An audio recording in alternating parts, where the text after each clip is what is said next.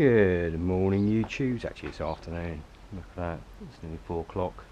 Still light, won't be soon. Slightly different video today. This is a video on heated clothing. More precisely Keis, however you want to pronounce it, heated clothing. Trousers, jackets and gloves, and how they work with a 1980s, on this bike 1980 exactly, electrical system.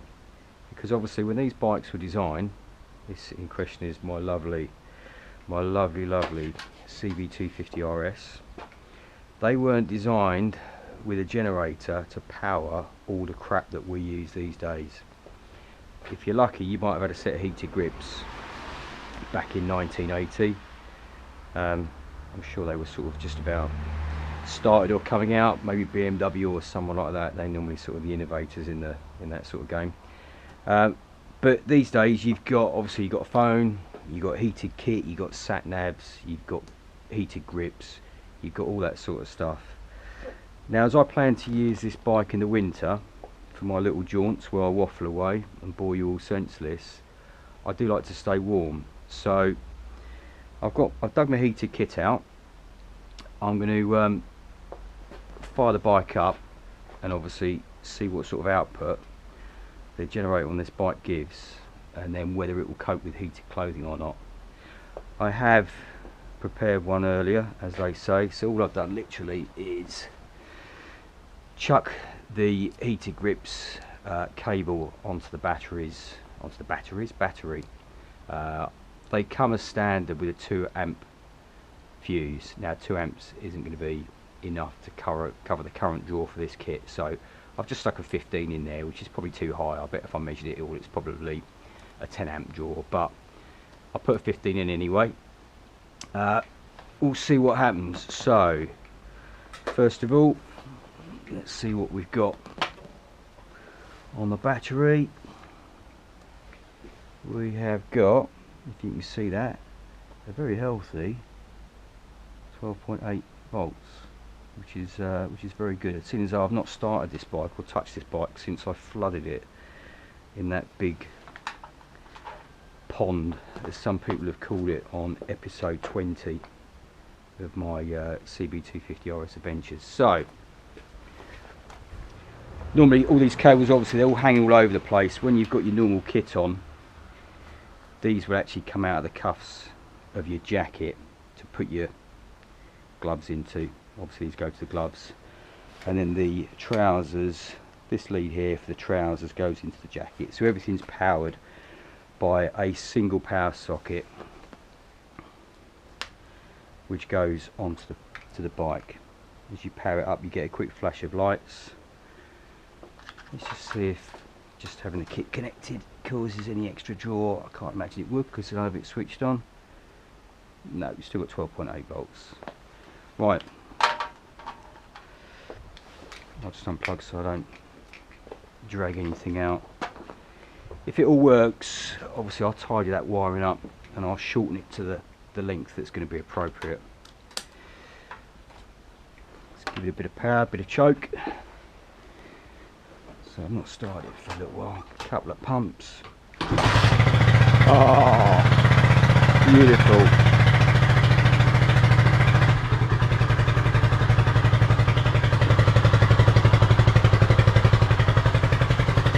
Stick the exhaust out the door because I don't want to fume myself. Now that's at 1400 idle.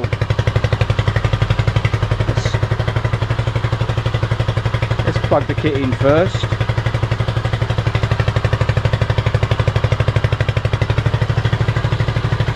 And let's go for the jacket. So we are running a very healthy, you can see that, 15.2.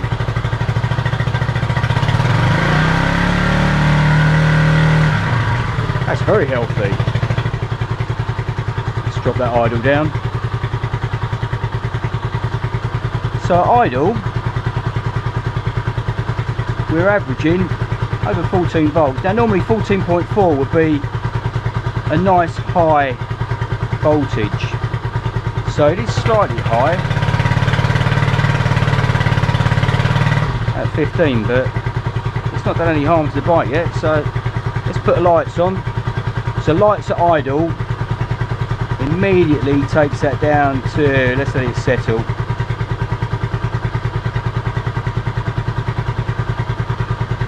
It's going to drop down a little bit, so what are we, 12.7 volts, 12.6, but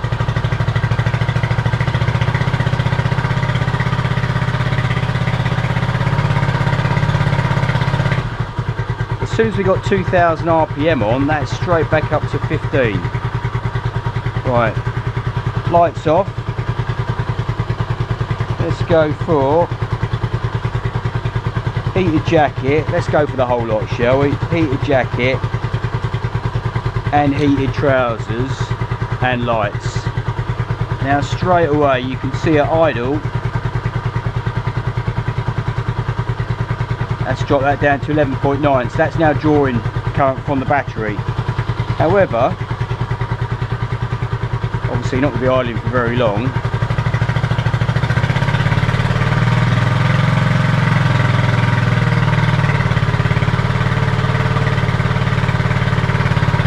Right, so let's drop it back down to 2000 RPM. We're still over 12 volts, but we're not a lot, we're 12.2. So we are still drawing from the battery, I would say.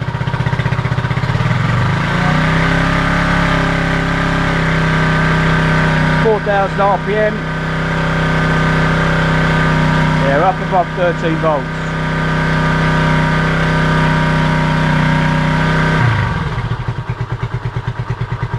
But that is with the lights on. Now let's plug my phone in and see if that makes any difference. Is that charging?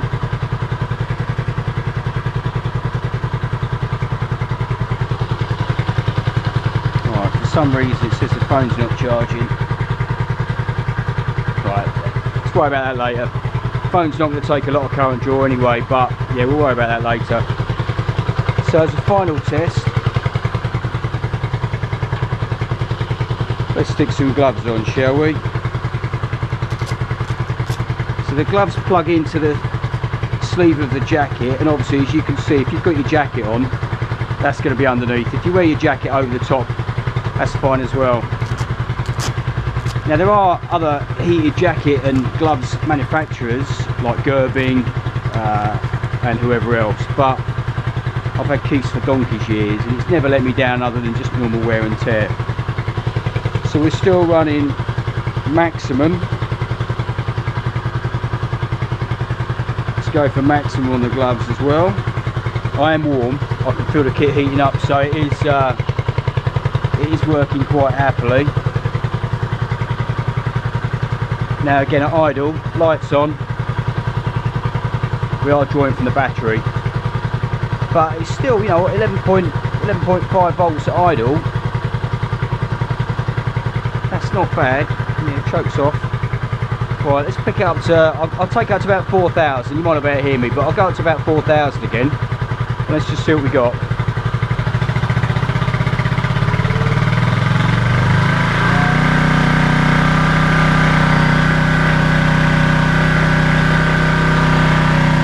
There we go, if you can see that.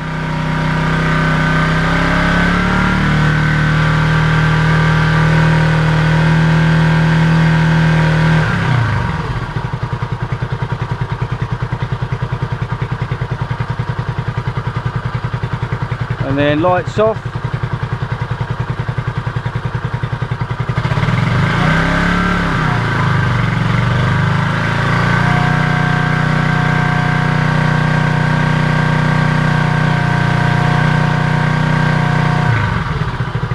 Now the lights actually seem to draw quite a bit of current. Got a 35 watt headlamp bulb. Let's go back on again.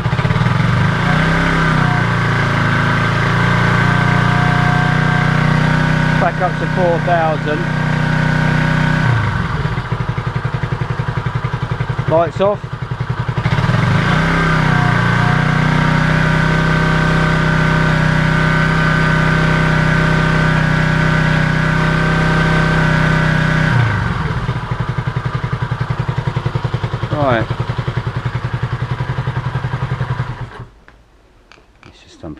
drain socket.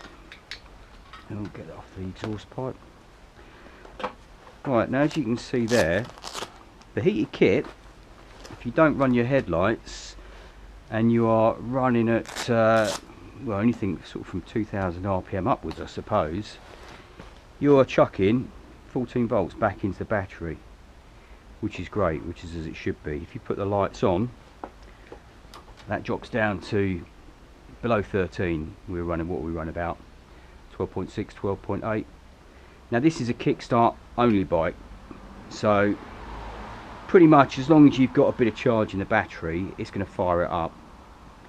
Now that's with the heated kit on max. Now I tend to find that on a really cold day, if I've left really early and it's been around to a 0, I will have it on maximum. But generally speaking, you can drop the trousers and a jacket down to medium as soon as you're rolling, once it's taken the chill off of it, and that's pretty good. Now I'm not going to bother testing the output on medium or anything like that, because you want to test worst case scenario, which is maximum on everything. So I'm pretty happy with that. I think that's going to work. So what I'm going to do is when we get a bit of a chillier day, I'll jump on the trusty rusty RS, thing of beauty that it is, and I'll give it a spin and I'll put everything on maximum. And if I leg out and do you know, I'll measure the static battery voltage, if you like, before I leave. I'll go out and do 20-30 miles, something like that, maybe taking a green lane again, flood the bike, all the usual malarkey, and then when I come home I'll chuck another meter reading on and we'll see what we've got. But that's pretty promising, because I was thinking that I'm not going to stop riding the bike, but I was thinking I might be getting cold on the bike, but this looks like this might work. So if any of you have got any obviously questions about old bikes and electrics, hopefully that has answered a few. I don't know what the standard output is for these. I might have to look on the specs online and see what it says for the generator. But the other option I have got is potentially digging out a LED headlamp bulb, which will I mean, they draw bugger all current really, so hopefully if I chuck an LED bulb in the front, I might be running 13+ volts all the time with all the kit on. I've not gone heated grips yet, and I'll tell you the reason why is because these are the standard Honda grips from when this bike was new, because it has only done, what, 8,800 miles now. These are the standard grips, and I don't want to cut them off. You know, where are you going to get these again? I don't know whether you can still buy them from Honda, but they're still even pliable. They are lovely.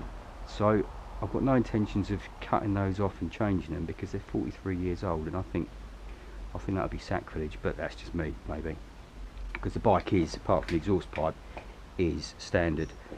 So I hope you've enjoyed this video and my usual waffle, and yeah, the next one you see will probably be out me riding, testing all this crap out and seeing if it works on the RS. So happy days, YouTubes. I'll catch you soon. Cheers. Only me again, YouTubes. Just a quick addition really to the last video. I wanted to find out why my phone wasn't charging, and it will come to no surprise. Well, it might come as a surprise, but that's the power lead there. You can see that is probably, what are we, a good 18 inches above the, in fact, you know what, let's do this properly. Let's get a tape measure. Excuse the mess. I know the bike's not upright, but that is, oh Christ, that's 2 feet. Right, that's 2 foot above the level of the floor. That connector was full of muddy water. It did have tape around it, but obviously the tape wasn't enough. So if any of you have seen episode 20 where the bike flooded, sorry, that was just in case it was the cable. I tried a new cable and it still wasn't. If any of you are wondering why my power lead wasn't working, that was full of muddy water. Episode 20, you saw it go into the ditch, the pond. I didn't know how high it was, obviously it was over my boots, but there's the answer. It was 2 feet deep. So amazingly, I know the airbox intake is up there, but obviously the carb's there. Hopefully it's a good tight seal. My phone's buzzing away. But yeah, 2 foot of water. So there's another answer. How deep can a CB250RS go through and still survive? Well, the answer is 2 feet. Now I'm wondering if that had anything to do with why it cut out, because I'm going to guess that is some sort of pickup. What do we think? I don't think that's a neutral. I don't know what the neutral switch is. Yeah, I don't know what that is. Could it be a pickup? No, the pickup I think is going to be, that could be generator. I don't know, but anyway, the electrics are underwater from the engine. That's guaranteed. So, 2 feet of water. I've cleaned it out. I've given it a rub down.